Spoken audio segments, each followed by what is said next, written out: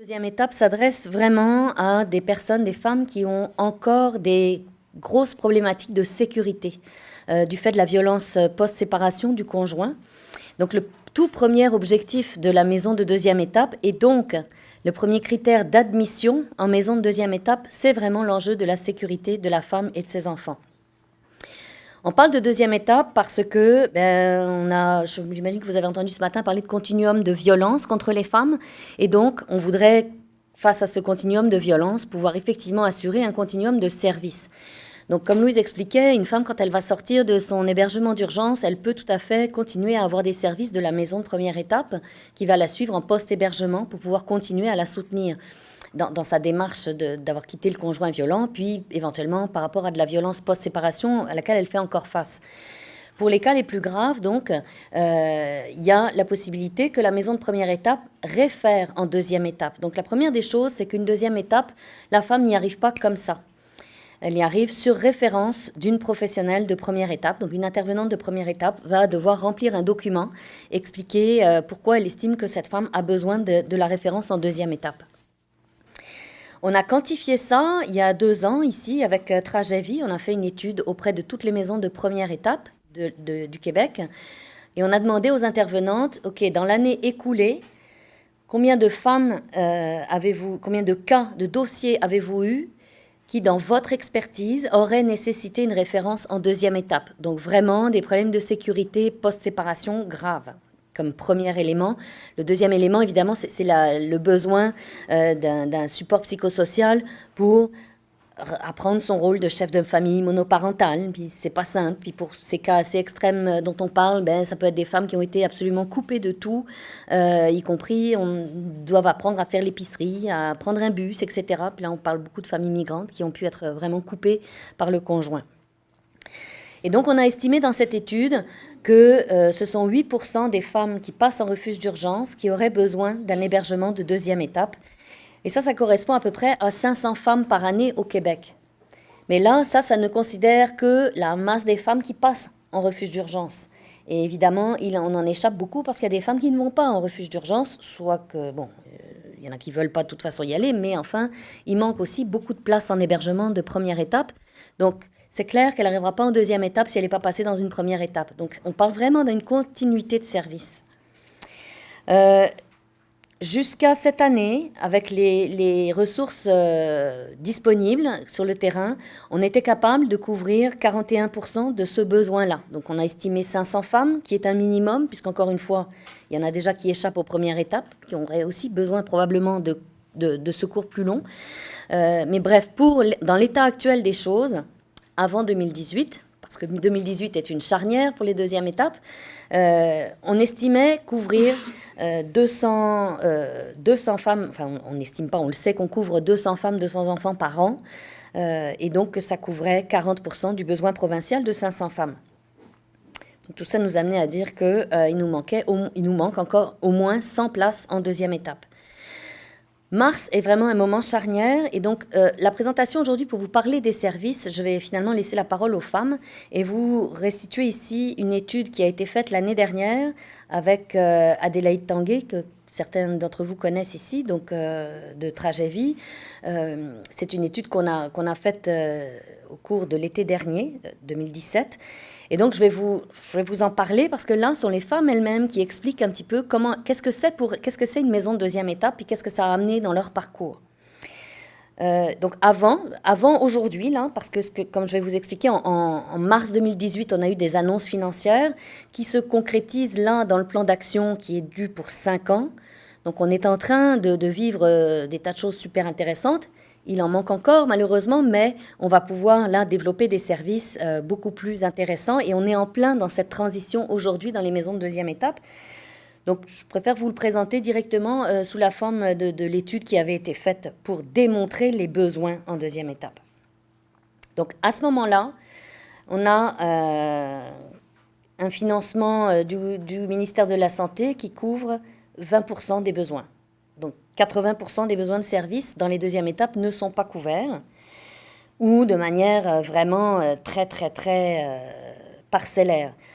Dans les maisons, à ce moment-là, on a 1,3 travailleuses en moyenne Ce sont des maisons en moyenne de 9 à 10 logements. Donc ça veut dire qu'une travailleuse seule pouvait avoir à s'occuper de 9 familles dans des cas vraiment assez extrêmes. Donc, un petit mot sur l'Alliance, c'est le 3e, voire même 4e regroupement de maisons, puisqu'il y a aussi le regroupement, enfin les femmes autochtones du Québec gèrent des maisons pour les femmes autochtones. Donc, on a vu pour les premières étapes, il y a en violence conjugale, c'est le regroupement, femmes en difficulté, c'est la fédération, et l'Alliance s'occupe vraiment des 2e étapes. Et nous ne travaillons qu'en violence conjugale. Encore une fois, l'enjeu principal ici, c'est de gérer et de faire face à la sécurité, face à la violence post-séparation. Donc, il s'agit exclusivement de victimes de violences conjugales, femmes et enfants. Donc, les maisons existent pour certaines depuis bien plus longtemps que 2003, mais l'Alliance existe depuis 2003. Comme Louise vous a expliqué, il y a eu des pressions à ce moment-là pour le déploiement d'un plan financier pour les maisons d'hébergement. Donc, les premières étapes ont obtenu gain de cause. Malheureusement, à l'époque, les 2e étapes n'ont pas été prises en compte dans ce plan de financement. Et c'est en 2018 qu'elles commencent à l'être effectivement de manière un petit peu plus structurée. Les maisons de 2e étape fonctionnent, en tout cas celles qui sont regroupées à l'Alliance, suivant un mode d'intervention féministe. Donc l'objectif, c'est vraiment que la femme puisse ressortir de la maison et de son séjour en ayant gagné une autonomie pleine et entière comme citoyenne et femme chef de famille monoparentale. Il y a certains items sur lesquels je vais passer assez vite parce que vous avez tout le détail par écrit là. Donc l'année dernière, si je prends les statistiques de l'année dernière, on a hébergé 175 femmes, ce qui est un petit peu moins que les années précédentes, on tournait plus proche de 200, et 221 enfants. Donc là, déjà, on se rend compte que les enfants, on héberge plus d'enfants que de femmes, ce qui est souvent le cas d'ailleurs en maison d'hébergement, mais particulièrement en 2e étape. Et là, la difficulté, c'est que jusqu'à cette année, il n'y avait pas ou très peu de services pour les enfants qui ont donc vécu le fait d'être exposés à de la violence conjugale. Et ça, c'est vraiment un énorme problème.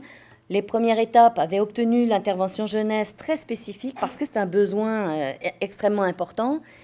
Et donc, les enfants, ils pouvaient être dans une première étape en urgence avec des intervenants de jeunesse. Puis après ça, ils arrivaient pour 1 an dans une maison d'hébergement 2e étape. Et là, plus de services spécifiques pour les enfants. Donc ça, c'est amené à changer à partir de maintenant. À Montréal, beaucoup de familles migrantes. Et donc ça, ce sont des statistiques que j'ai plus précises pour Montréal. On n'était pas capable d'avoir encore des statistiques très précises pour l'ensemble du Québec. Une femme sur 5 immigrantes à Montréal, dans nos maisons, n'a pas de statut, ce qui pose tout un tas de difficultés. Et la majorité arrive avec leurs enfants. En moyenne, la durée de séjour est de 7 mois. Qu'est-ce qui se passe en 2e étape quand la femme arrive chez nous? C'est là qu'il y a que prospèrent finalement toutes les procédures post-séparation. En première étape, c'est l'urgence, la crise. Il y a des choses qui vont être initiées en termes de procédures, notamment souvent les droits sociaux, sur le BS, déjà pour commencer à avoir un petit chèque qui tombe à la fin du mois, commencer sur le statut migratoire, etc., éventuellement commencer des procédures criminelles ou civiles, mais en général, puisque tout ça prend justement du temps, c'est à l'étape de la 2e étape que tout ça va prospérer. Donc la femme, elle doit faire face à tout ça en même temps, plus gérer sa sécurité et éventuellement ses enfants. Donc la femme, elle est dans cet état-là quand elle arrive chez nous. L'objectif de cette étude-là, c'était vraiment d'analyser l'impact des services. Puis là, moi, je le retourne en vous le présentant aujourd'hui. Quel est l'impact, effectivement, dont les femmes parlent dans leur propre parcours? Il y a eu des groupes de discussion avec des intervenantes, un sondage écrit auprès des membres de l'Alliance et des entrevues semi-directives auprès de 29 femmes résidentes ou ex-résidentes. Il fallait être majeur et être hébergé actuellement en 2e étape ou avoir complété son séjour en 2e étape. Donc, Adélaïde a rencontré 29 femmes, la plupart avec enfants. On avait un échantillon correctement balancé, des maisons à Montréal et en région, des femmes résidentes ou ex-résidentes, des femmes immigrantes, des femmes sans emploi ou à l'emploi. Donc, on avait un petit peu tout le panel de femmes étaient correctement représentées. Donc, ce qu'il faut bien comprendre pour la 2e étape, c'est que, même de toute façon, la démarche pour une femme d'aller en maison d'hébergement, même première étape, c'est en aucun cas une démarche passive, évidemment. C'est déjà un gros courage de sortir pour aller chercher de l'aide. Mais là, en deuxième étape, on va demander vraiment un engagement à la femme pour le changement. C'est-à-dire que la femme, quand elle arrive, elle va comme signer un espèce de petit contrat où elle va effectivement avoir accès au logement sécuritaire et à un loyer modéré. Mais on la conscientise vraiment que c'est un travail long et fastidieux de se sortir de là et que là, on va offrir des services, notamment jusqu'à présent beaucoup de services de groupe, puisque l'individuel n'était pas forcément très très facile à mettre en place avec très peu de moyens. Mais donc, par exemple, on va exiger que la femme assiste à un atelier de groupe par semaine. Ce n'est pas forcément des grosses exigences non plus, mais il faut quand même qu'il y ait une démarche de sa part, pas seulement de se dire je me pose là parce que c'est un loyer pas cher et sécuritaire en attendant mon HLM.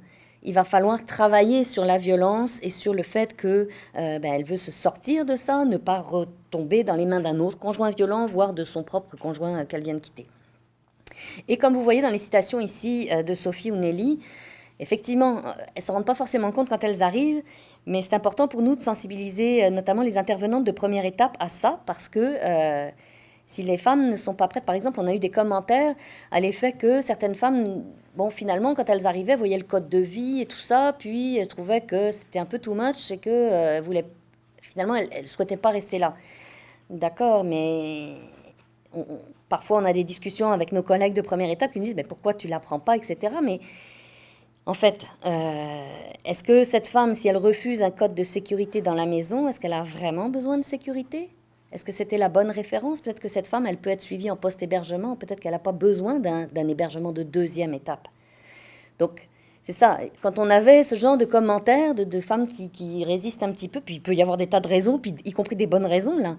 Mais dans ce cas-là, peut-être que la deuxième étape n'est pas la bonne ressource, ou qu'il y aurait des adaptations à avoir. On reste aussi évidemment flexible, il peut toujours y avoir des cas particuliers, mais dans l'ensemble, c'est quand même un hébergement qui a de ses contraintes, et il faut que la femme en soit très consciente. Donc, l'engagement pour le changement, pour beaucoup, ça prenait la forme aussi de se dire, au moins là, j'étais pas à la rue. Donc c'est la prévention de l'itinérance de fait, parce qu'on sait qu'une femme, si elle va pas être hébergée nulle part et qu'elle n'a pas d'autres ressources et qu'elle ne veut pas retourner chez le conjoint violent, éventuellement elle finit dans la rue. Ou bien tous ces phénomènes d'itinérance cachée de femmes, dont on ne parlera pas ici, là, mais le fait qu'elles vont pouvoir squatter un appart, puis un autre, en échange éventuellement de faveurs sexuelles, etc., etc. Toute l'itinérance cachée des femmes en soi, ça, c'est une réponse à une partie d'entre elles, parce qu'une partie d'entre elles vivent de cette façon-là, de crainte de la violence de leur conjoint ou ex-conjoint. C'est très difficile aussi, évidemment, au niveau financier, et d'autant plus si on a des enfants à charge. Maintenant, évidemment, le couteau à double tranchant, c'est que si on se met à faire trop de pub là-dessus, là, on va devoir en refuser beaucoup, beaucoup, beaucoup, parce qu'il manque quand même beaucoup de place aussi, à la fois en première et en deuxième étape. Donc, comment est-ce qu'elles comprennent les services qui sont reçus? Elles comprennent bien que c'est une reprise de pouvoir et la reconstruction de soi. Donc, je vous invite en fait plutôt à lire les citations, parce que le chapeau, c'est moi qui vais vous en parler finalement. Donc, elles apprécient beaucoup que ce soit adapté aux besoins spécifiques de chacune des femmes, y compris pour les clientèles immigrantes. Et puis, elles voient de la perspective. C'est surtout ça que ça leur donne, finalement. Et de se sentir capable. Là, les ateliers de groupe ont un pouvoir phénoménal. Et d'ailleurs, certaines maisons, par la force des choses, n'ont fait que de l'atelier de groupe, mais qui aujourd'hui ont de l'argent et ne sont pas certaines de redévelopper forcément de l'individuel, plutôt que plus de groupes encore. Parce que certaines trouvent que c'est ça qui est extrêmement motivant et qui fait que les femmes entre elles se rendent compte que elle est plus avancée que moi, et puis ok, puis elles se donnent des trucs entre elles, etc. Donc comme dans une deuxième étape, il va y avoir moins d'interventions formelles, ce réseau informel qui se constitue aussi entre les femmes est quelque chose d'essentiel.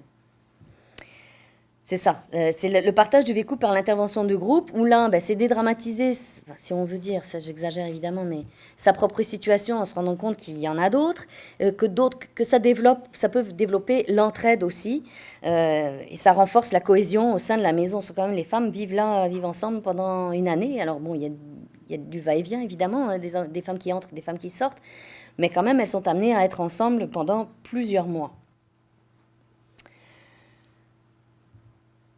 C'est évidemment la constitution d'un réseau positif, déjà avec les femmes autour d'elles, puis le fait de pouvoir commencer à comprendre comment aller chercher d'autres ressources à l'extérieur aussi, parce que la deuxième étape, ça va être aussi donc de normaliser la vie de la femme dans son contexte social, donc de pouvoir apprendre à utiliser les différentes ressources nécessaires. Elles se sentent moins seules et il y a une réelle dynamique d'entraide. Donc ça, on en a parlé beaucoup. L'autre élément vraiment essentiel, c'est la réappropriation du rôle parental. Donc comme je l'ai dit, les enfants sont une clientèle à part finalement, parce qu'on en reçoit même plus que de femmes. Et jusque-là, ce qui se passait, l'intervention pour les enfants se passait à travers la mère. Le plus souvent, les intervenants disaient, bon ben, ok, si t'as pas les moyens de faire du direct, au moins la relation mère-enfant et travailler avec la mère sur les impacts que la violence conjugale a pu avoir sur son enfant, lui expliquer des choses qu'elle peut voir chez son enfant qu'elle comprend pas bien. Bon, ben ça, je sais que vous avez Pascal Lavoie qui va venir vous en parler et qui est extraordinaire pour ça, donc je ne vais pas en dire trop là-dessus. Mais la deuxième étape, elles y passent du temps, beaucoup de temps. Donc, c'est là aussi qu'elles peuvent vraiment retisser un lien avec leur enfant et réacquérir, ou acquérir tout court d'ailleurs, une dynamique familiale et son rôle de parent dans toutes ces dimensions. Bon, elles étaient très heureuses d'avoir des intervenantes qui étaient tout à fait respectueuses, attentives et flexibles, etc. Mais évidemment, on verra plus tard qu'elles ont aussi nommé et se rendaient bien compte de toutes les limites du travail qu'on était capable et des services qu'on était capable de leur offrir. Donc en gros, elles sortent de là en disant ben, j'ai mes outils contre la violence. Elles conscientisent qu'elles ont vécu, puis elles ont compris, il y a eu une volonté, la démarche de venir chez nous, c'est vraiment une volonté, c'est une démarche proactive, comme je vous expliquais, donc elles ont compris des choses, elles reconnaissent que c'est pas acceptable, elles vont être capables de reconnaître des patterns pour un prochain conjoint, par exemple, d'éviter de retomber dans le panneau avec le prochain. Évidemment, briser le cercle de la violence. Bon, on n'a pas de statistiques tant probantes que ça.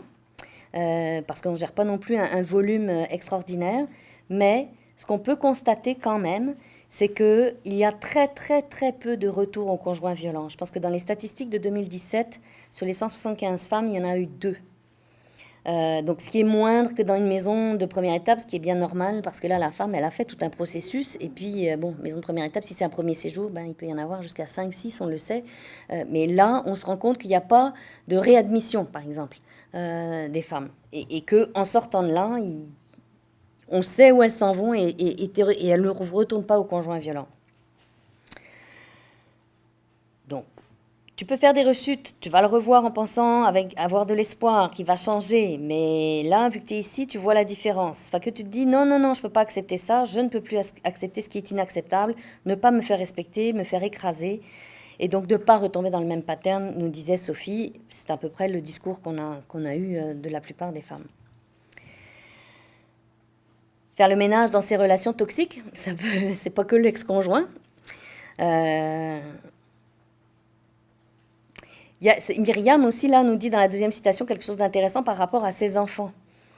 Qu'est-ce qu'on met en place? Qu'est-ce qu'on fait pour ne pas retomber là-dedans? Et mes enfants non plus. Qu'ils ne s'identifient pas non plus à cette violence et qu'ils continuent aussi à la refaire et qu'ils la reproduisent. Les femmes se rendaient bien compte que avant, les enfants pouvaient avoir des comportements, y compris violents contre elles, par exemple, reproduire le père. Donc ça, on voit donc bien un impact significatif de manière générale des participantes. Elles ont plus confiance en elles vivent moins de culpabilité, elles ont une bien meilleure estime d'elles-mêmes et se sentent beaucoup plus autonomes et outillées.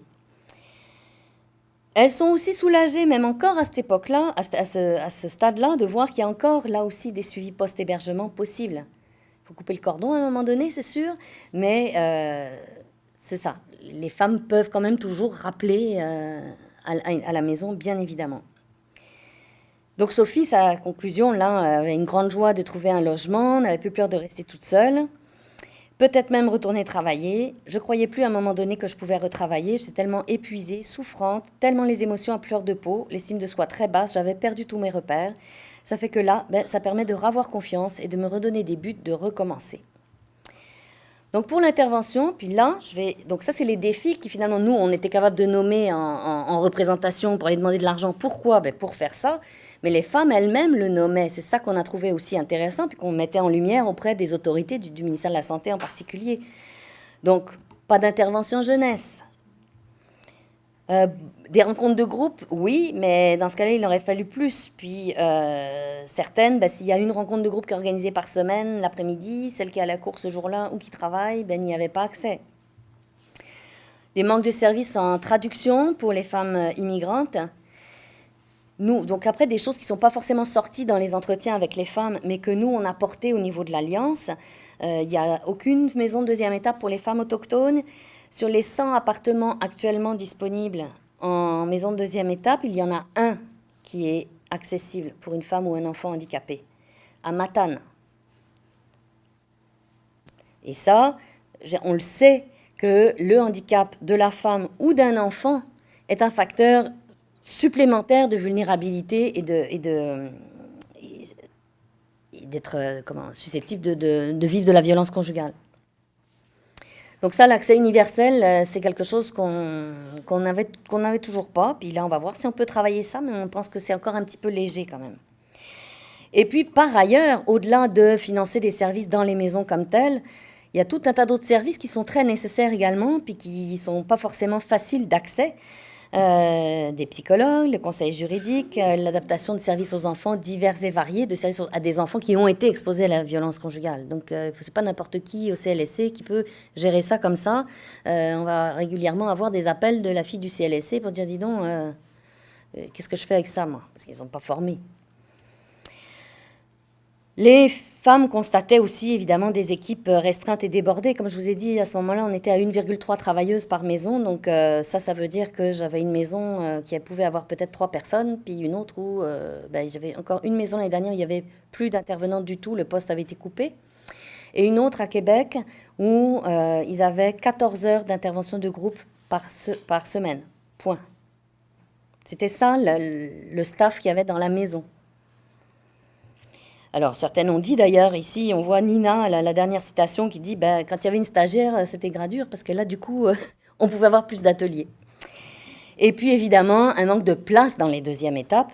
Donc là, actuellement, on a...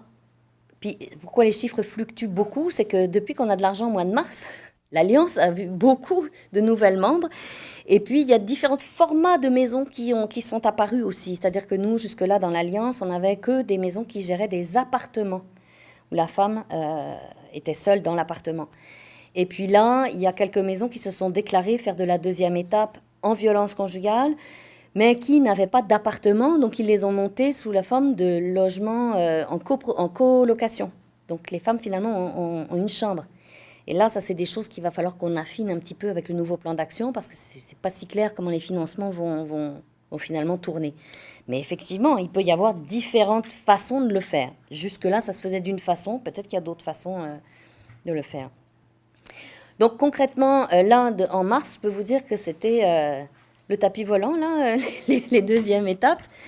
Parce qu'en mars, donc, on a eu l'annonce de la ministre David que les services, donc le 80% de services dont je parlais tout à l'heure, allaient être financés. Et de fait, en mars, ils nous ont donné de l'argent. Avant, ils en finançaient 20%, maintenant, ils en financent 80%. Donc, il va nous en toujours manquer 20% là, mais c'est déjà mieux que rien, bien évidemment. Donc là, c'est clair que nous, on a tenu notre assemblée générale pas longtemps après, et puis que toutes les maisons, on a fait un tour de table, les embauches qui se font d'intervenantes femmes, d'intervenantes jeunesse pour faire des groupes, des supports aux enfants davantage sous différentes formes, des supports juridiques sous différentes formes aussi. Bref, une effervescence dans les maisons de deuxième étape en ce moment-là, et puis des maisons qui veulent se monter, des maisons de première étape qui voudraient bien monter des deuxièmes étapes, des maisons de deuxième étape qui voudraient grossir. Donc, voilà, c'est ça qui est en train de se passer actuellement. On a eu donc des très beaux gains, c'est en conclusion là, des très beaux gains l'année dernière et cette année. L'année dernière, au niveau fédéral, il y a eu des très belles annonces à l'effet que les maisons d'hébergement du Canada allaient obtenir 7000 places, oui, une place supplémentaire sur les 10 ans de la stratégie fédérale. Ça, c'est parfait. Puis on les voit déjà dans le budget de cette année au Québec. Il y en a 100. Mais là, on ne sait pas trop comment ça s'attache avec des services, comment. Puis le plan d'action, malheureusement, n'annonçait pas qu'est-ce que c'est que la vision du gouvernement sur les 5 ans qui viennent en termes de développement de places. Il y a l'argent pour les bâtiments, là, en première, deuxième étape. L'argent fédéral est là.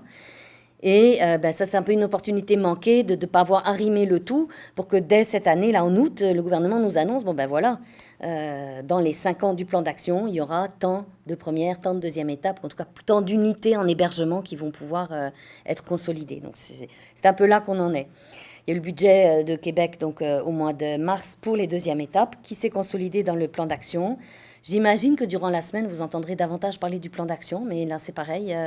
On a des choses à dire. On est très, très heureuse, évidemment, comme deuxième étape, de pouvoir enfin avoir les moyens de travailler officiellement avec du budget public et récurrent. C'est une excellente nouvelle. Mais dans le plan d'action, tout est pas tout beau, tout rose non plus. Donc, il va falloir voir un petit peu comment tout ça atterrit. Donc, nos revendications, vous les avez par écrit là, mais j'aurais voulu aussi vous mentionner que au mois de mars de cette année, avec plusieurs organismes de travail contre la violence faite aux femmes plus globalement, on a constitué une coalition féministe contre la violence faite aux femmes. Et vous allez nous voir ici et là durant la campagne électorale au nom de la coalition pour justement demander au gouvernement et surtout aux candidats de nous donner un petit peu des clés sur comment ils veulent procéder, sur les différents items qu'on demande, les revendications, notamment toujours une égalité qui n'est toujours pas atteinte, notamment des choses très, très structurelles dont Louise vous a parlé au niveau des lois. Il y a encore aujourd'hui des lois qui ne permettent pas, qui ne permettent pas une lutte efficace contre les violences faites aux femmes, d'accord?